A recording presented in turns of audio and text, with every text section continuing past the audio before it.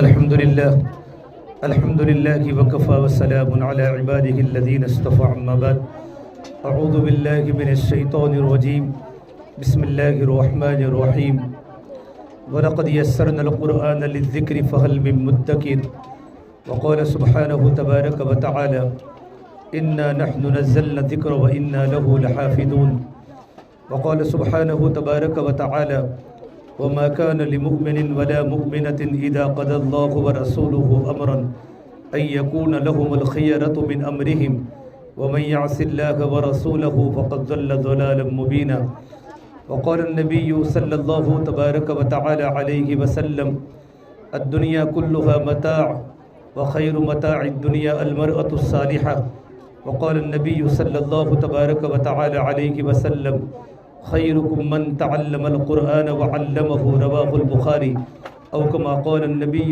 صلی اللہ تبارک و تعالی علیہ وسلم۔ میرے محترم پیارے بھائیوں، میری محترم دینی ماں بہنوں، آج کا دن بڑی خوشی کا، بڑی مسرت کا دن ہے۔ ماشاءاللہ تمام پڑھانے والی بہنیں و تمام پڑھنے والی بہنیں پورا سال قرآن کریم کے پیچھے اپنے جان کو لگاتی رہی، اپنی صلاحیت کو خرچ کرتی رہی۔ الحمدللہ آج ہمارا امتحان ہوا کچھ دن پہلے، اور امتحان کا نتیجہ آج ہمارے سامنے آیا۔ جیسی محنت کی ہوتی ہے اس کے اثرات ہماری زندگی میں آتے ہیں۔ عربی کا مقولہ ہے کما تدین تدان، جیسا کروں گے ویسا بھروں گے۔ یہ ہمارا امتحان ہوا۔ ہم نے مستقل ایک ہفتے میں 4 دن پابندی کے ساتھ ہم نے مدرسے کے تعلیم میں شرکت کی، اور جو ہمارا مدرسے کا جو نصاب تھا اس کے مطابق ہم نے پڑھا، اس پر محنت کی، اور اپنے گھر پر جا کر عشاء کی نماز کے بعد اور مغرب کی نماز کے بعد مستقل اپنے آپ کو اس کے پیچھے لگایا، قرآن کریم کے پیچھے لگایا، کتاب کے پیچھے لگایا، تجوید کے پیچھے، کہ قرآن کریم کو صحیح تجوید کے ساتھ پڑھنا۔ اللہ تبارک و تعالیٰ اپنا وہ بندہ جو قرآن کریم کو تجوید کے ساتھ پڑھتا ہے، یا وہ بندی جو قرآن کریم کو تجوید کے ساتھ پڑھتی ہے، اللہ تبارک و تعالیٰ کان لگا کر اپنے بندے اور اپنی بندی کا کلام سنتے ہیں۔ ایک مرتبہ حضرت عائشہ رضی اللہ تعالیٰ جو آپ صلی اللہ تبارک و تعالیٰ علیہ وسلم کی زوجہ محترمہ ہیں، اللہ کے نبی کی خدمت میں آنے میں تھوڑی دیر ہو گئی، تو آپ نے پوچھا عائشہ کہاں گئی تھی، دیر ہو گئی؟ کہ یا رسول اللہ صلی اللہ علیہ وسلم میں گھر پر آ رہی تھی، میں مسجد نبوی کے پاس سے گزری تو میں نے آپ کے ایک صحابی کو دیکھا کہ وہ قرآن کریم پڑھ رہے ہیں، سالم مولا حذیفہ رضی اللہ تعالیٰ عنہ، اور اتنا بہترین قرآن کریم پڑھ رہے تھے کہ میرے پیر زمین پر جم گئے، میں گویا سراپا کان بن گئی، میں ان کا قرآن سن رہی تھی، وہ کتنے اچھے انداز میں صحیح تجوید کے ساتھ اللہ کے کلام کو پڑھ رہے ہیں کہ یا رسول اللہ آپ بھی یہ قرآن سنو۔ پھر عائشہ رضی اللہ تعالیٰ آپ صلی اللہ تبارک و تعالیٰ علیہ وسلم کو لے کر مسجد کے پاس آئی۔ آپ صلی اللہ تبارک و تعالیٰ علیہ وسلم نے جب سالم کا جب قرآن سنا تو آپ اتنے خوش ہوئے، اور آپ نے کہا الحمدللہ الذی جعل من امتی مثل ھذا، تمام تعریف اس اللہ تبارک و تعالیٰ کے لیے ہے جس نے میری امت میں سے قرآن کریم کو پڑھنے والا پیدا کیا اور قرآن کریم کو پڑھنے والے بنائے۔ میری بہنوں، اصل تو قرآن کریم کو تجوید کے ساتھ پڑھنا اور تجوید کے ساتھ سیکھنا فرض ہے۔ اتنا قرآن کریم کا سیکھنا فرض ہے جتنا نماز کے اندر پڑھا جاتا ہے۔ بہت بڑی خوشی کی بات ہے، بلکہ آگے کے بڑھ کر میں بات کہوں، اللہ تبارک و تعالیٰ کی نظر محبت اس محنت پر ہے۔ اتنی بڑی تعداد میں خواتین قرآن کریم کو یاد کر رہی ہیں، نہ اس کے پیچھے کوئی چندہ ہے، نہ اس کے پیچھے کوئی پگار ہے، نہ کوئی سیلری ہے، نہ کوئی تنخواہ ہے۔ پڑھانے والی بچیاں اپنا خود کا پیٹرول اور اپنے خود کی ایکٹیوا لے کر یا چل کر، جن کے پاس گاڑیاں نہیں ہیں، چل کر مستقل جہاں جہاں مکانات طے ہوئے ہیں ان مکانوں میں جا کر آنے والی خواتین کو پڑھانا۔ اور ایسی خواتین آتی ہے جن کی عمریں بڑی ہیں، کوئی 60 سال کی عمر میں ہے، کوئی 50 سال کی عمر میں ہے، کوئی 70 سال کی عمر میں ہے۔ بڑی عمر میں زبانیں موٹی ہو جاتی ہیں، قرآن کریم کو یاد کرنا بہت مشکل ترین ہو جاتا ہے۔ ہماری بچیوں نے اور ہماری معلمات پڑھانے والی بہنوں نے بڑی محنت کے ساتھ، محبت کے ساتھ، ہمدردی کے ساتھ، شفقت کے ساتھ اللہ تبارک و تعالیٰ کی محبت میں اخلاص کی نیت کرتے ہوئے ان آنے والی ماں بہنوں کے پیچھے محنت کی اور اتنی قابل بنا دیا کہ الحمدللہ آج ان ماں بہنوں نے قرآن کریم کا امتحان دیا اور ان کے پرچوں کے سوالات کے جوابات دیے، ان کے پرچوں کو چیک کیا گیا۔ ابھی میں آتے سن رہا تھا کہ 100 میں سے 84، 100 میں سے 80، 100 میں سے 92، 82، 71 یہ نمبرات سے ہماری ماں بہنیں کامیاب ہوئی ہیں۔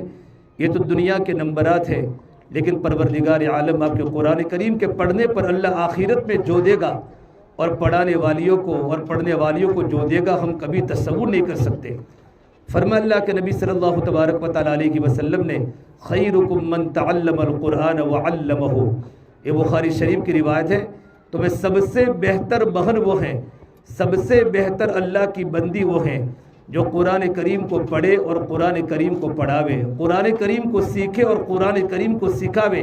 اس سے بہتر بندی دنیا میں کوئی ہو ہی نہیں سکتی۔ دنیا کی کتنی کی بڑی ڈگری قائم کیوں نہ کر لے، لیکن اللہ تبارک و تعالیٰ کی نگاہ میں اور آپ صلی اللہ تبارک و تعالیٰ علیہ وسلم کی نگاہ میں اور شریعت کی نگاہ میں اس عورت کا مقام ہے جو عورت صحیح تجوید کے ساتھ قرآن کریم کو پڑھاتی ہیں اور صحیح تجوید کے ساتھ قرآن کریم کو پڑھتی ہیں، صحیح تجوید کے ساتھ قرآن کریم کو سکھاتی ہیں اور صحیح تجوید سے قرآن کریم کو سیکھتی ہیں۔ قرآن کریم کا بھی امتحان ہوا، کتاب کا بھی امتحان ہوا، متفرقات کا بھی امتحان ہوا، نماز کے فرض کتنے ہیں، نماز کے صحیح ہونے کی شکل کیا ہے، ہمارا وضو صحیح کیسے ہوتا ہے، پاکی ناپاکی کے کیا مسائل ہیں، کیا فضائل ہیں، ان ساری باتوں کو پڑھا۔ پروردگار عالم اس مدرسے کو خوب ترقی عطا فرماوے۔ واقعی عقل میں بات نہیں آ سکتی کہ اتنا بڑا کام اللہ تبارک و تعالیٰ اسی وقت لے سکتا ہے جب کہ دل میں نیتوں میں خلوص ہو، ورنہ بغیر اخلاص کے اتنا بڑا کام نہیں ہو سکتا۔ ان کے پیچھے خرچ کرنے والوں کو اللہ تعالیٰ قبول کرے، پڑھانے والوں کو، پڑھنے والوں کو، اور یہ ہمارا مدرسہ جاری اور ساری رہے اور قیامت کی صبح تک یہ مدرسہ چلتا رہے۔ اس کے پیچھے محبت کی نگاہوں سے دیکھنے والوں کو بھی اور اس کے پیچھے جان مال کھپانے والوں کو بھی پروردگار عالم قبول کرے۔ یہ ہمارا امتحان دنیا کا ہے، اصل میں ہم اللہ تبارک و تعالیٰ کی بارگاہ میں مقبول بن جائے اور اللہ تبارک و تعالیٰ کی نیک بندیاں بن جائے۔ حضرت عائشہ رضی اللہ عنہا اللہ کے نبی صلی اللہ تبارک و تعالیٰ علیہ وسلم کی صحبت پہ کم رہی ہیں۔ اللہ کے نبی دنیا سے پیارے ہو گئے، پردہ فرما گئے اور کم عمری کے زمانے میں ان کا نکاح ہوا تھا، لیکن آپ صلی اللہ تبارک و تعالیٰ علیہ وسلم کی صحبت میں رہ کر وہ اپنے علم کی پیاس کو بجھایا کہ اتنا بڑا علم کہ فرمایا کہ آدھا علم تم تمام صحابہ کرام سے لو اور آدھا علم حضرت عائشہ سے لے لو۔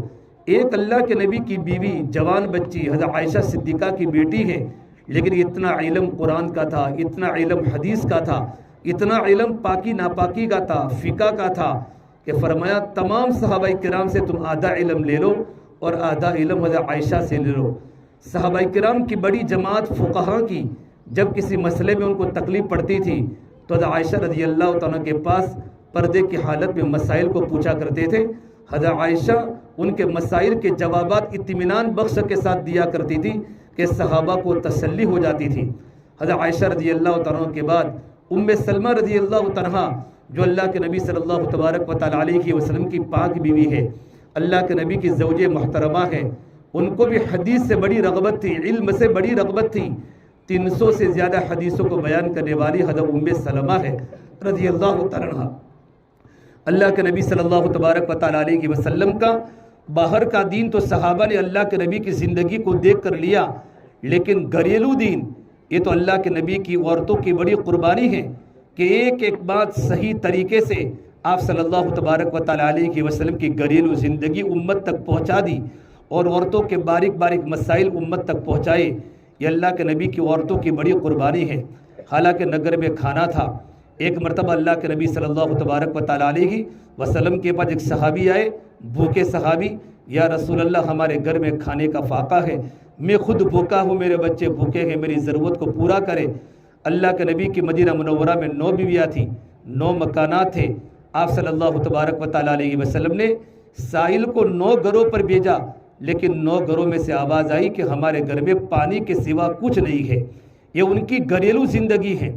اللہ کا بڑا کرم مانو، ہمارے پاس ہر طرح کے اسباب ہے، ہر طرح کی راحتیں ہیں، ہر طرح کی آسائش ہے، ہر طرح کی ضرورتیں ہیں۔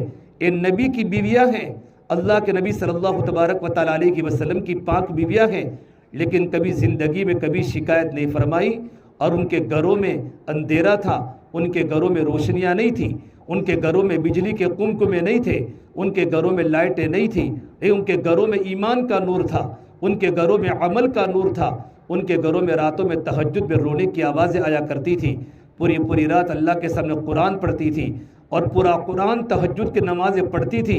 یہ اللہ کے نبی کی بیویوں کی زندگیاں تھیں۔ صرف ایک مرتبہ عورتوں نے تقاضا کیا، یا رسول اللہ ہمارے گھر میں کھانے کی تنگی ہے، ہمارا تھوڑا سا خرچہ بڑھا دو۔ اتنا کہا، آپ صلی اللہ تبارک و تعالیٰ علیہ وسلم کو پسند نہیں آیا کہ نبی کی عورتوں کی شان کے مناسب نہیں ہے کہ نبی کی عورتیں اللہ کے نبی سے خرچے کا سوال کریں۔ آپ صلی اللہ تبارک و تعالیٰ علیہ وسلم نے ان سے علیحدگی اختیار کی اور اوپر کے کمرے میں چلے گئے، اور یہ بات مدینہ منورہ میں مشہور ہو گئی کہ اللہ کے نبی نے اپنی بیویوں کو طلاق دے دی ہے۔ حضرت عمر رضی اللہ تعالیٰ عنہ کی بیٹی حفصہ اللہ کے نبی کے نکاح میں تھی۔ حضرت عمر فاروق کو پتہ چلا کہ آپ صلی اللہ تبارک و تعالیٰ علیہ وسلم نے اپنی بیویوں کو طلاق دی ہے، دوڑتے آئے اور اپنی بیٹی حفصہ کو اتنا خطرناک بولا، حفصہ میں نے تجھے کہا تھا کہ تو اللہ کے نبی کو تکلیف مت دے، اللہ کے نبی کے سامنے کسی چیز کا سوال مت کر۔ حضرت عائشہ رو رہی ہے، حضرت حفصہ رو رہی ہے۔ پھر آپ صلی اللہ تبارک و تعالیٰ علیہ وسلم کے بعد حضرت عمر فاروق رضی اللہ عنہ کر کہا، یا رسول اللہ کہ آپ نے اپنی بیویوں کو طلاق دی؟ تو میرے نبی نے فرمایا، نہیں، میں نے اپنی بیویوں کو طلاق نہیں دی ہے۔ اللہ تبارک و تعالیٰ نے کلام اللہ کی آیت بھیجی اور میرے نبی کو کہا، اپنی عورتوں کو کہہ دو، یا ایھا النبی قل لازواجک ان کنتن تردن الحیاۃ الدنیا وزینتها فتعالین امتعکن واسرحکن سراحا جمیلا، کہ نبی کی عورتوں کو بتا دو، اگر تمہیں دنیا چاہیے یا دنیاوی زندگی کا ڈیکوریشن چاہیے، یا تم کو چمکتے دمکتے گھر چاہیے، یا تم کو دنیا کے راحت و اسباب کے سامان چاہیے، تو آؤ میں تم کو مہر کی رقم دے کر اپنے نکاح سے تم کو جدا کروں۔ اللہ تبارک و تعالیٰ بھی نہیں چاہتے تھے کہ اللہ کے نبی کی بیویوں نے حضور کے پاس خرچے کی ذاتی کا سوال کیوں کیا۔ پھر آگے کی بات اللہ نے بتائی، اے نبی اپنی بیویوں کو بتا دو، وَإِن كُنتُنَّ تُرِدْنَ اللَّهَ وَرَسُولَهُ وَالدَّارَ الْآخِرَةَ، اگر تم اللہ تبارک و تعالیٰ کو چاہتی ہو اور اللہ کے رسول کو چاہتی ہو اور اپنی آخرت کی زندگی کو چاہتی ہو، اصل زندگی آخرت کی ہے، تو اللہ تبارک و تعالیٰ تم کو بے حساب اجر عطا فرمائے گا۔ جب یہ آیت اتری تو اللہ کے نبی صلی اللہ تبارک و تعالیٰ علیہ وسلم نے عائشہ کو بلا کر فرمایا، عائشہ اللہ نے مجھے حکم دیا ہے، اگر تمہیں خرچے کی زیادتی مطلوب ہے اور تمہیں اپنے گھر میں ڈیکوریشن چاہیے، دنیاوی زندگی کا ٹیپ ٹاپ چاہیے، تو میں تم کو خوبصورتی سے اپنے نکاح سے الگ کر دوں، لیکن عائشہ تمہاری عمر چھوٹی ہے، تم اپنے ابا کے مشورے کے بغیر فیصلہ مت کرنا۔ حضرت عائشہ نے کہا، یا رسول اللہ زندگی بھوکی رہوں گی، زندگی بھوک میں رہ کر زندگی کے دن کاٹوں گی، لیکن یا رسول اللہ میں آپ کے نکاح سے الگ ہونا نہیں چاہتی۔ اسی طریقے پر تمام بیویوں کو ندامت ہوئی اور تمام عورتوں نے اللہ کے نبی کے نکاح میں رہنے کو پسند کیا اور اپنی غلطی سے معافی مانگی۔ میری بہنوں، آپ پڑھانے والی بہنیں ہیں اور پڑھنے والی بہنیں ہیں، اب آپ کا مقام دوسری عورتوں سے الگ ہے، آپ ایک مدرسے میں پڑھی ہوئی طالبہ اور معلمہ ہیں، آپ کی زندگی پوری الگ ہونی چاہیے۔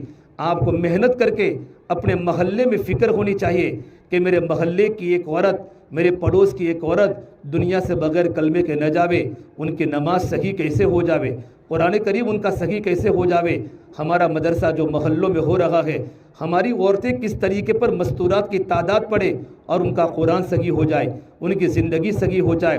اگر 10 عورتیں آ رہی ہیں، ان 10 عورتوں کو سمجھاوے، آپ کا کام ترغیب دینا ہے، ان کو سمجھانا ہے، سمجھانے میں کمی نہ کرے، برابر سمجھاوے کہ قرآن کریم کے پڑھنے پر آپ کی نسلیں تیار ہوگی۔ جب ماں کی زندگی میں دین ہوتا ہے تو ماں اپنے بیٹوں کی زندگی کو بنانے میں آگے رہتی ہے۔ رابعہ وسیع رحمۃ اللہ علیہ کتنی بڑی اللہ تبارک و تعالیٰ کی نیک بندیاں تھی اور ان کے گھر میں کچھ نہیں تھا۔ رابعہ وسیع جب پیدا ہوئی ہے نا، ان کے گھر میں اتنا تیل بھی نہیں تھا کہ ان کے ناپ پر تیل کو ملا جا سکے، ان کے گھر میں چراغ نہیں تھا، ان کے ابا کا نام اسماعیل تھا، بڑے اللہ کے نیک بندے تھے۔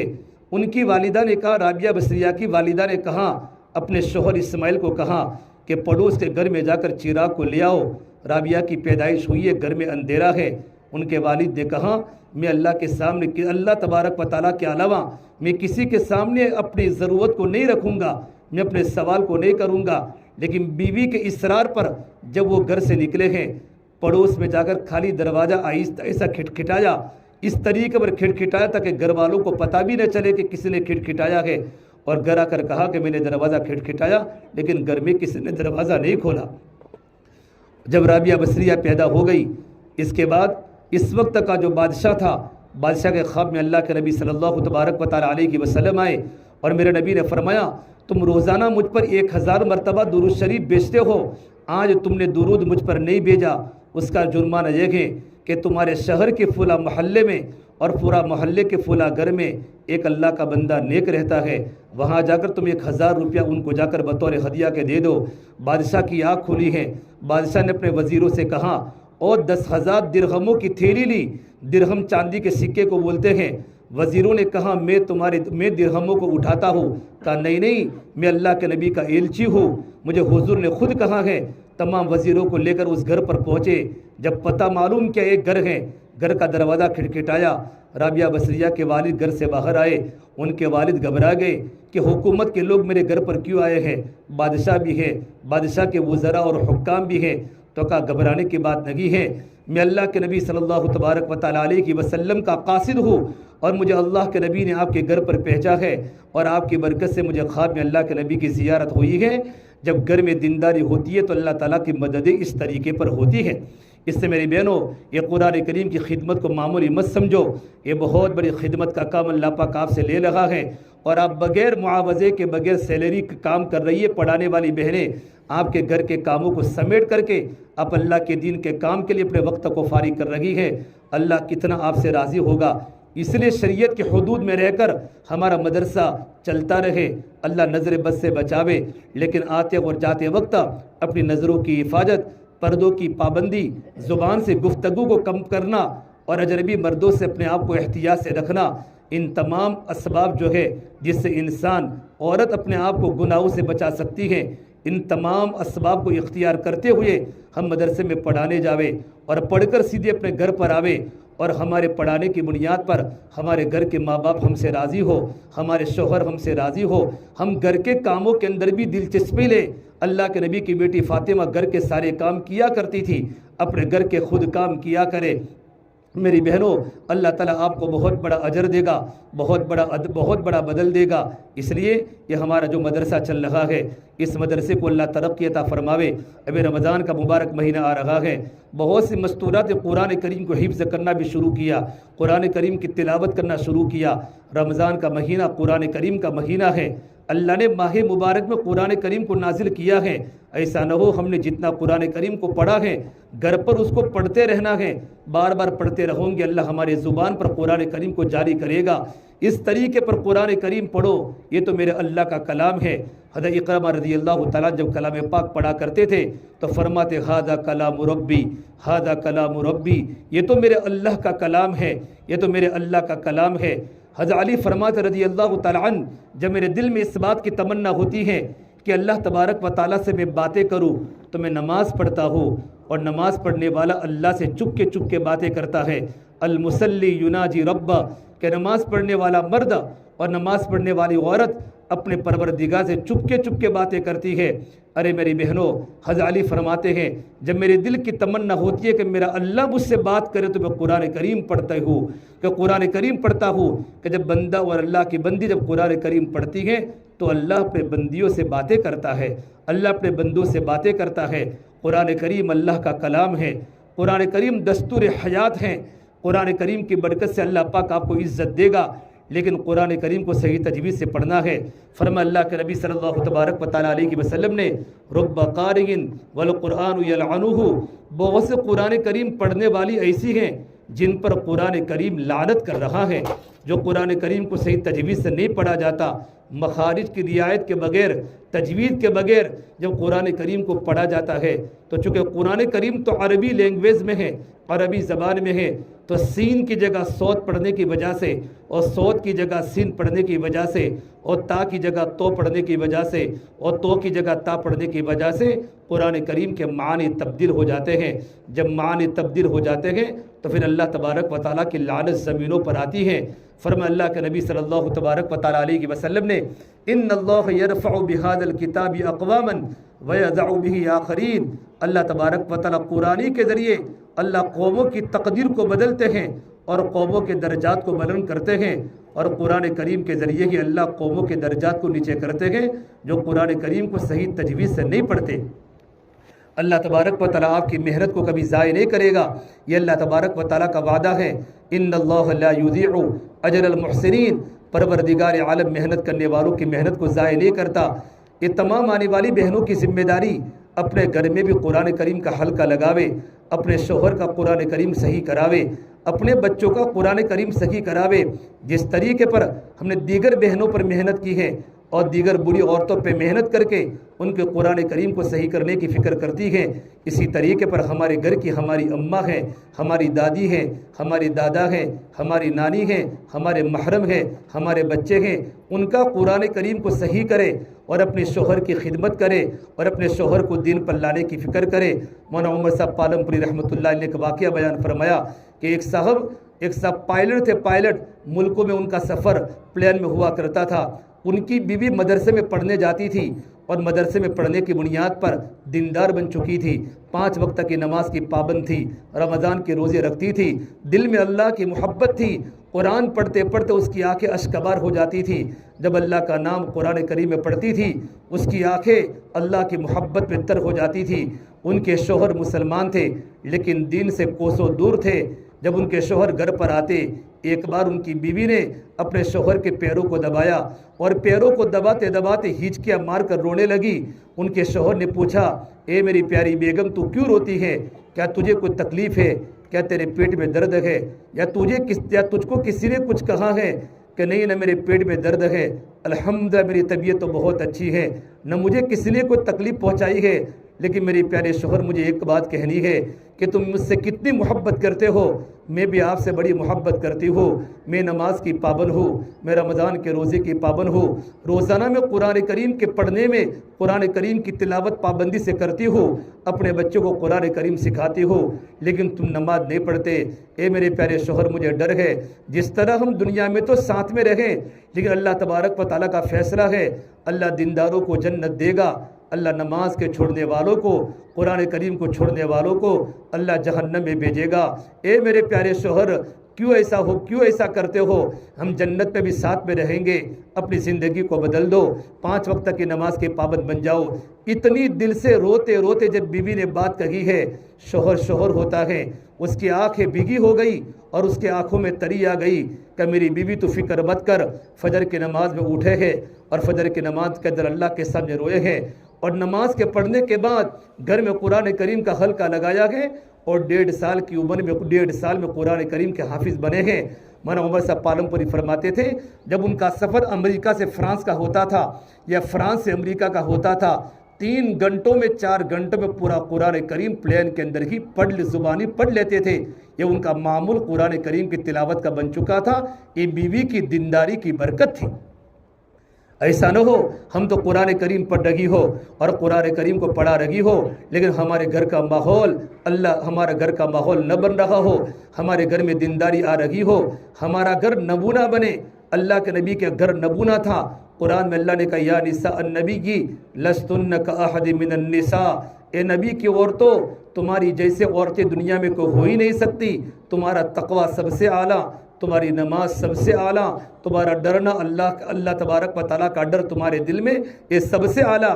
ارے میری بہنوں، یہ جتنی بھی مستورات یہاں جمع ہوئی ہیں، آپ کا ایک مقام اللہ تعالیٰ کی بارگاہ میں ہے، آپ کے ساتھ قرآن کریم کی نسبت لگی ہوئی ہے، ایمان کی نسبت کے ساتھ قرآن کریم کی نسبت آپ کے ساتھ لگی ہوئی ہے۔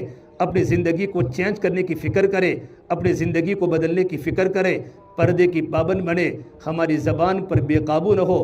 عورتوں میں کچھ خوبیاں ہوتی ہیں، اگر عورتیں ان خوبیوں کو اگر اللہ تبارک و تعالیٰ کی مرضی کے مطابق استعمال کرتی ہیں تو عورت دنیا کی سب سے بڑی نعمت بن جاتی ہے۔ عورت کی سب سے بڑی خوبی ہوتی ہے کہ عورت کو رونا جلدی آتا ہے۔ عورت تھوڑی تھوڑی باتوں پر اپنے آنکھوں میں سے آنسو بہا لیتی ہے۔ خدا کرے اگر عورت کا یہ رونا اللہ کی نسبت پر ہو جاوے، جہنم کے ڈر سے روے اور دنیا کی بے دینی پر روے اور اپنے گھر کی بے دینی پر روے، اور اپنا بیٹا داڑھی کٹا رہا ہے، اپنے گھر میں پردے کا ماحول نہیں ہے، میرا شوہر نماز سے دور ہے، گھر کی بے دینی پر اگر عورت کو رونا آ جاوے تو عورت سے بڑھ کر کوئی نعمت نہیں ہو سکتی۔ تو عورت کی ایک خوبی تو رونا ہے۔ عورت کی دوسری خوبی کیا ہے کہ عورت باتیں زیادہ کرتی ہے۔ جب بھی 4-5 عورتیں جمع ہو جائے گی تو کبھی ایسا نہیں ہو سکتا کہ عورتوں نے باتیں نہیں کی ہو۔ 4 عورتیں بیٹھی ہو اور خاموش ہو جاوے، یہ تو بہت بڑا عجوبہ ہو جاوے۔ یہ عورت کی فطرت ہے کہ عورت بولتی زیادہ ہے۔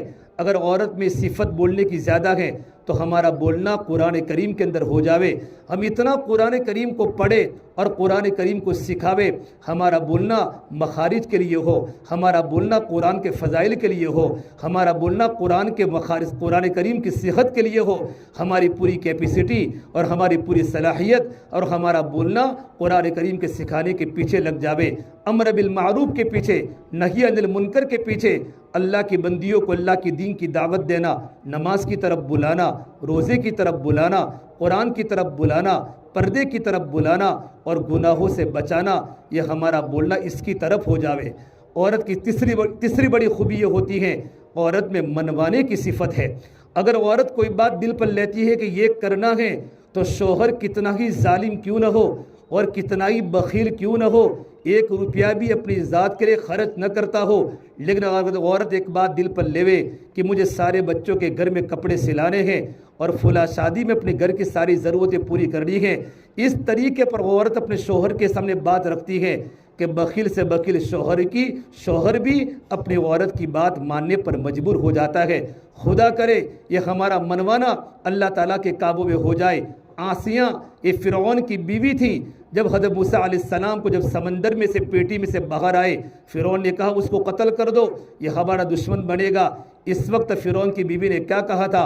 لا تقتلوا عسى ان ينفعنا او نتخذه ولدا وهم لا يشعرون، ارے اس کو قتل مت کرو، یہ تو ہماری آنکھوں کی ٹھنڈک بنے گا، ہمارا تو بچہ بنے گا۔ حالانکہ فرعون ایک بچے کی تلاش میں کتنے بنی اسرائیل کے لڑکوں کو ذبح کر چکا تھا، لیکن حضرت آسیہ کی بات اس کو ماننی پڑی۔ عورت کی سب سے بڑی خوبی یہ ہوتی ہے کہ عورت کے اندر منوانے کی صفت ہوتی ہے۔ عورت کے اندر منوانے کی صفت ہوتی ہے کہ جلدی باتوں کو عورت منوا لیتی ہے۔ چوتھی بات، عورت میں صبر کا جذبہ بہت بڑا ہوتا ہے۔ گھر میں ایک جوائنٹ فیملی میں جو عورت ہوتی ہے ان کو جا کر پوچھو، دیرانی کی طرف سے، جیٹھانی کی طرف سے، ساس کی طرف سے، کبھی دیور کی طرف سے، اتنے تانے سننے پڑتے ہیں، لیکن عورت صبر کے ساتھ اپنی زندگی کے دن کاٹ لیتی ہے۔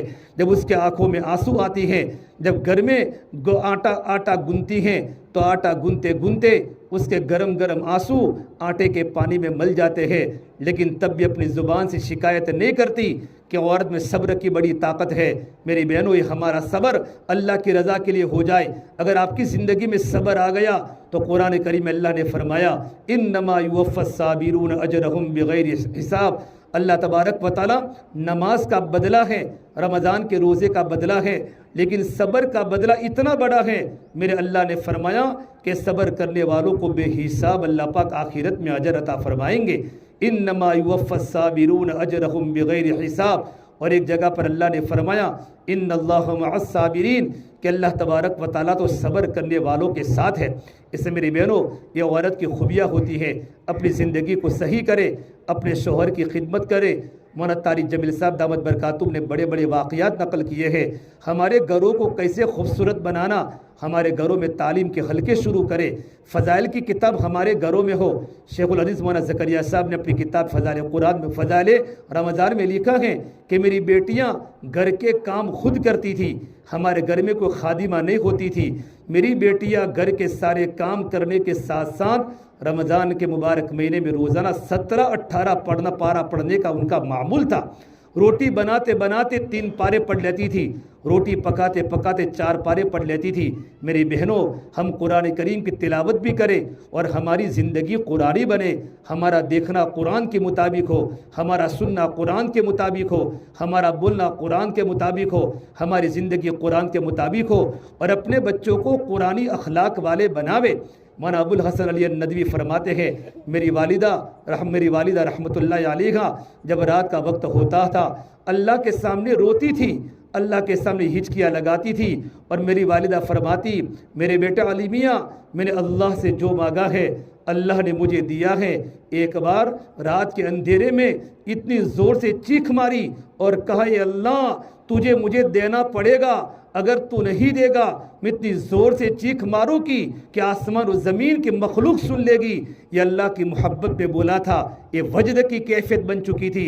ارے میری بہنوں، نماز پڑھتے پڑھتے، قرآن کریم کو پڑھتے پڑھتے میرا اور آپ کا تعلق اللہ سے مضبوط ہو جائے، ہماری خلوتیں پاک ہو جائے، ہم موبائل کا استعمال بہت کم کریں، ویڈیو کا استعمال بہت کم کریں، اور ہم واٹس ایپ کا استعمال بہت کم کریں۔ مدارس کے لائن کی کوئی ضرورت ہو، ضرورت کے درجے میں فون کا ہمارا استعمال ہو، ہماری زندگی بالکل سادہ ہو، ہماری زندگی پردے والی ہو۔ آپ بہت بڑا کام کر رہی ہے، لیکن شیطان تو ہر ایک کے ساتھ لگا ہوا ہے۔ شیطان تو کس کے ساتھ لگا ہوا نہیں ہے؟ شیطان تو صحابہ کے ساتھ لگا ہوا تھا، لیکن صحابہ کی اللہ حفاظت کرتا تھا۔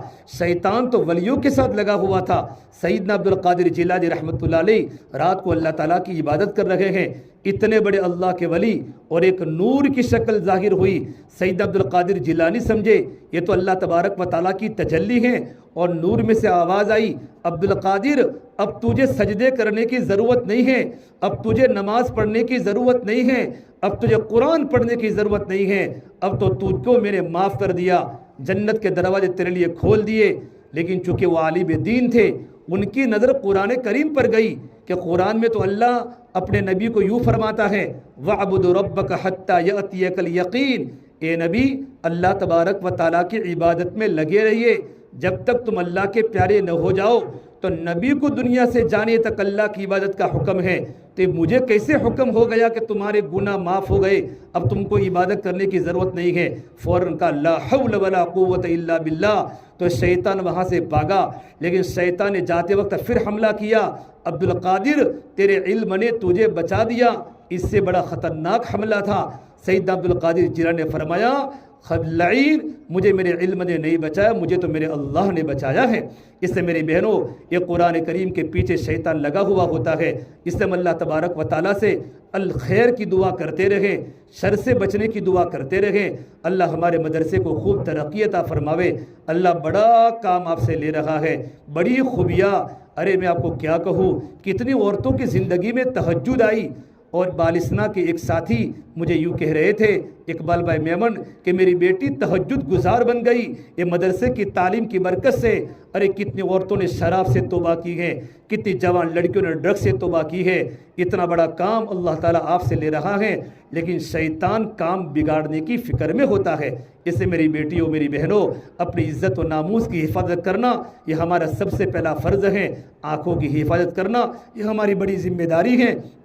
اس لیے راستے میں آتے جاتے ہم کسی سے خلط ملط نہ ہوئے، ہماری کسی سے درمیان کوئی بات نہ ہوئے، پردے کی حفاظت کے ساتھ ہمارا مدرسے میں آنا جانا ہو، اور رات کو کچھ وقت دے کر اللہ کے سامنے دعائیں کرے۔ ارے میری بہنوں، مرنا ہے اور قبر میں جانا ہے، اللہ کے سامنے کھڑا ہونا ہے۔ ایک کام کرتی کرتی اور پڑھاتی پڑھاتی اللہ کی پیاری ہو گئی، اور پڑھتی پڑھتی تم اللہ کی پیاری ہو گئی، اللہ تم کو آخرت میں بہت بڑا مقام دے گا، آخرت میں تمہاری عزت ہوگی۔ میرا آقا صلی اللہ تبارک و تعالیٰ علیہ وسلم اپنے مبارک ہاتھوں سے کوثر کا پانی ہم تمام کو پلائیں گے۔ بڑی خیر کا کام اللہ پاک آپ سے لے رہا ہے، لیکن شیطان خیر کے کاموں کے پیچھے لگا ہوا ہے۔ اسے پردے کی پابندی کرے، اپنے گھر کے ماحول کو نمونہ بناوے، اور ہم اپنی زندگی کو نمونہ بناوے۔ کوئی ایسا یوں نہ کہے دیکھو یہ بہن تو پڑھاتی ہیں، ان کے بیٹوں کی زندگی دیکھو، ان کی بیٹیوں کی زندگی دیکھو، ان کے شوہر کی زندگی دیکھو، ان کے گھر میں تو ٹی وی آن ہو رہا ہے، ان کے گھر میں کتنی بے پردگی ہے، ان کے گھروں کی شادیاں دیکھو، ان کے گھروں کی منگنیاں دیکھو۔ اس سے میری بہنوں، اللہ کے نبی کی عورتوں کو اللہ نے کہا یا نساء النبی من یأت منکن بفاحشۃ مبینہ یضاعف لها العذاب ضعفین، اے نبی کی عورتوں اگر تم سے کوئی غلطی ہوئی تو تم کو ڈبل اللہ کی طرف سے عذاب ہوگا، تمہاری نیکی کا ڈبل اجر ہے، تمہاری گناہ کا ڈبل عذاب ہوگا۔ کہ نبی کی عورتیں جیسی زندگی گزارے گی عام عورتوں پر اس کا اثر پڑے گا۔ یہ ہماری مدرسے کی طالبات اور پڑھانے والی معلمات ہماری جیسی زندگی ہوگی، ہماری زندگی کا اثر نیچے کی بہنوں پر پڑے گا۔ آج ہمارے کتنے 1700 تقریباً ہماری مستورات الحمدللہ بہنیں پڑھ رہی ہیں، آئندہ سال اللہ اس سے ڈبل اور تبل کرے گا، اور دنیا کے کونے کونے میں مستورات کے مدرسوں کی آوازیں گونجے گی۔ ہماری ہر بہن قرآن پڑھتے پڑھتے اللہ کی پیاری ہو کر دنیا سے جاوے، جاہل ہو کر ہماری موت نہ آوے۔ پروردگار عالم ہمارا کہنا سننا قبول فرماوے۔ ہماری مستورات امتحانات دیا، امتحانات پہ تمام عورتیں ماشاءاللہ کامیاب ہے، امتحان دینے والی ساری بہنیں کامیاب ہیں، لیکن اونچ نیچ ہوتا رہتا ہے، کسی کے نمبرات آتے کسی کے نمبرات نہیں آتے۔ بس ہمارا کام محنت برابر کرتے رہنا ہے، بس پروردگار عالم ہم تمام کو قبول فرماوے۔ دعا کر لیں، اللہم لک الحمد کلہ ولک الشکر کلہ ولک الخیر کلہ والیہ یرجع الامر کلہ، اللہم صلی علی سیدنا محمد وعلی آل سیدنا محمد وبارک وسلم۔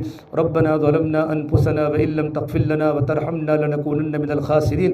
یا اللہ ہمارے گناہوں کو معاف فرما، خطایا سے درگزر فرما، سیئات کو حسنات سے مبدل فرما، تیرا تعلق ہم سب کو نصیب فرما، تیری ذات عالی سے ہونے کا یقین زندگی میں پیدا فرما۔ یا اللہ یہ تمام آنے والی بہنوں کو قبول فرما، ان کی محنت کو برابر فرما، پڑھنے والے کو پڑھانے والے کو قبول فرما۔ آج ان کو مدرسے کے امتحانات کا نتیجہ مرتب ہوا، ان کو انعام ملا ہے، لیکن آخرت میں جو آپ انعام دینے والے ہیں کوئی تصور نہیں کر سکتا۔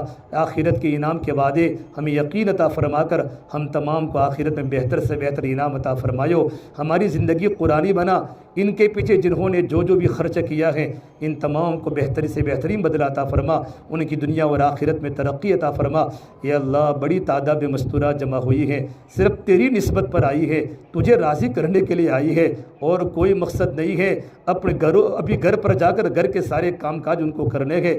اے اللہ ان کا آنا قبول فرما دے، ہمارے مدرسے کو خوب ترقی عطا فرما دے۔ اے اللہ پورے شہر میں دین کی فضا، قرآن کریم کی تعلیم کو زندہ فرما دے، گھر گھر میں کتاب کے حلقے، قرآن کے حلقے زندہ فرما دے، پوری دنیا میں دین کی محنت کو زندہ فرما دے۔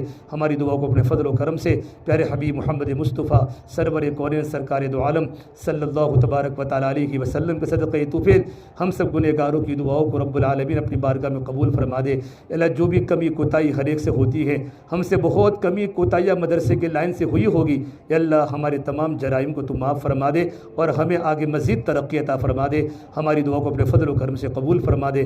ربنا تقبل منا انک انت السمیع العلیم، وصلی اللہ تعالی علی خیر خلقہ محمد وعلی آلہ وصحبہ اجمعین برحمتک یا ارحم الراحمین۔